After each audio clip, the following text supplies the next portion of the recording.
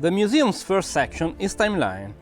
This section tells the story of the company by tracing the history of its production plants, from the Portello, where the company was born in Milan, to Arese, Pomigliano d'Arco, and finally the Balocco test track. Secondly, it focuses on the people, managers, great designers, sport directors, who left their mark on these 110 years of history. Finally, an homage to all those Alfa employees who have written big or small pages of this story. But the absolute stars are the vehicles. 19 cars that bear witness to the various chapters in this 11 decades history. A history that naturally had to begin with the 24 horsepower, the first vehicle presented in 1910. 4 inline cylinders, 4 liters, 40 horsepower and 100 km/h in maximum speed. But still no brakes on front wheels and wheels made on wood. A unique and still perfectly functioning vehicle.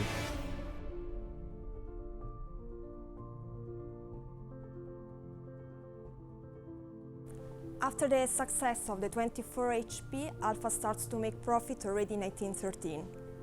During the war years, it would become Alfa Romeo with the arrival of Nicola Romeo and would bring home a long line of international successes, such as for instance this RL, which was sold to an India Maharaja. This was the beginning of a series of victories and new projects that opened the doors to the 30s.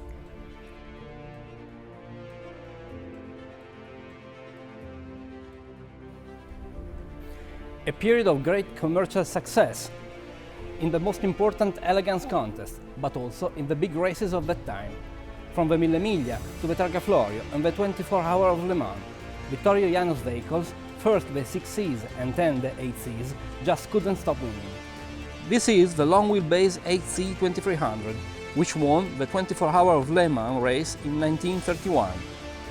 It's powered by one of the designer's masterpieces, an inline 8-cylinder twin-cam with compressor, which was a true winner in the races, as well one of the most powerful and adaptable engines on the market.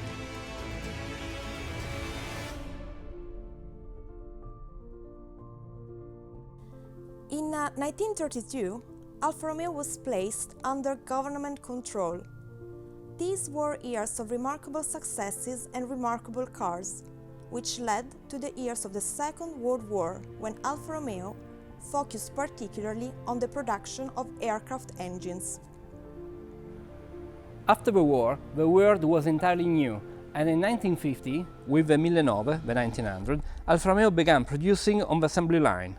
A much smaller car with a 4-cylinder twin-cam engine and Cessna 14 body.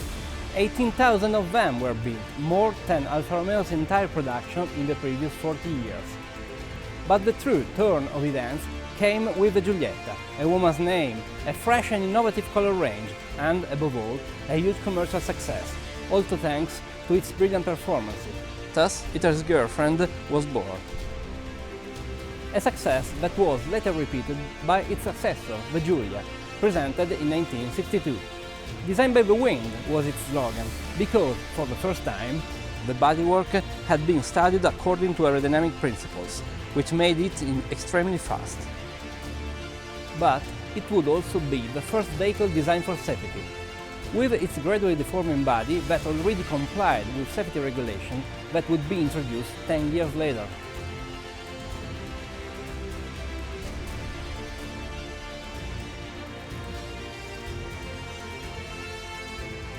The 70s begin with the introduction of the Montreal, which had been presented at the Canadian Expo 3 years earlier. It was the ideal aspiration of modern man in terms of cars, and would represent a true turn of events in its design and colors. Then, the Alfa Sud plant was established in Pomigliano d'Arco, where the first compact car with front-wheel drive was built, and the project for the Alfetta saw the light, the sports sedan with a transaxle setup. The last evolution of the Alfetta was the 75, which got its name as a tribute to the 75th anniversary of Alfa Romeo. And then came the elegant sedan designed by Pininfarina, the 164, with front-wheel drive. This was a time of revolution for the style center, but also for the mechanics. The common rail turbo diesel engine made its debut, as well as the high double wishbone front suspension.